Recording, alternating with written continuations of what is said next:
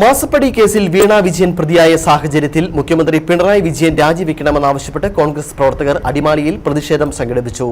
പ്രതിഷേധ സൂചകമായി പ്രവർത്തകർ മുഖ്യമന്ത്രിയുടെ കോലം കത്തിച്ചു. മാസപ്പടി കേസിൽ മുഖ്യമന്ത്രി പിണറായി വിജയന്റെ മകൾ വീണ വിജയനെ പ്രതി ചേർത്ത സാഹചര്യത്തിൽ മുഖ്യമന്ത്രി പിണറായി വിജയന്റെ രാജി ആവശ്യപ്പെട്ടാണ് അടിമാലിയിലും കോൺഗ്രസ് പ്രവർത്തകരുടെ പ്രതിഷേധം നടന്നത്. പിണറായി വിജയൻ കള്ളനാണ്, കള്ള കള്ള പിണറായി, കള്ള പിണറായി, നാണവും മാനവുമുണ്ടെങ്കിൽ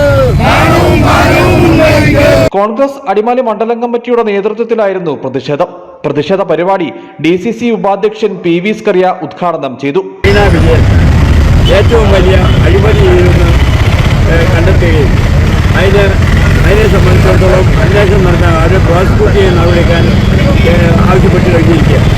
ഈ സാഹചര്യത്തിൽ പിണറായി വിജയൻ കുടുംബങ്ങളിൽ നടന്ന അഴിമതിക്കെതിരായി ശക്തമായ പോരാട്ടം കോൺഗ്രസ് പാർട്ടി UDF നടത്തിക്കൊണ്ടിരിക്കുകയാണ്. പ്രതിഷേധ സൂചകമായി പ്രവർത്തകർ മുഖ്യമന്ത്രിയുടെ കോലം കത്തിച്ചു.